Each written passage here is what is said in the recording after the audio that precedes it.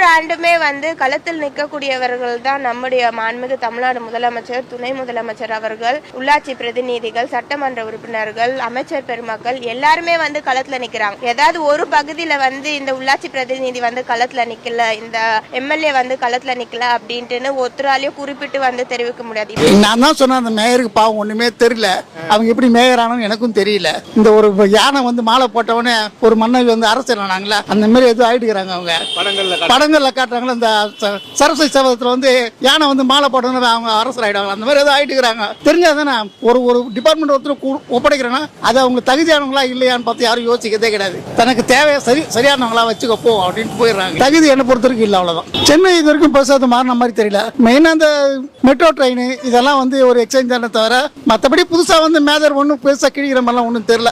என்னை பொறுத்த வரைக்கும் அவங்க பின்னாடி யாரோ ஆக்டிவேட் தான் பண்றாங்க தவிர அவங்க சுயமா சிந்திச்சு எதுவும் செய்யற மாதிரி எனக்கு தெரியல. அதிகாரிகள் சரியா இருந்தாலே ஒட்டுமொத்த அரசாங்கம் சரியாயிடும்.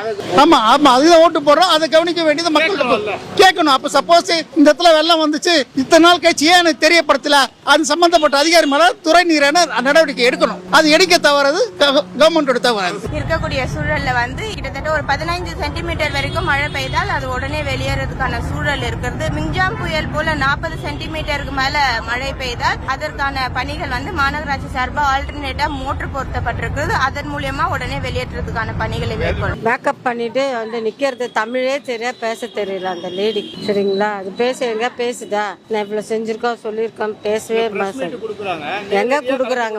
நான் பார்த்த வரைக்கும் இல்லைங்க.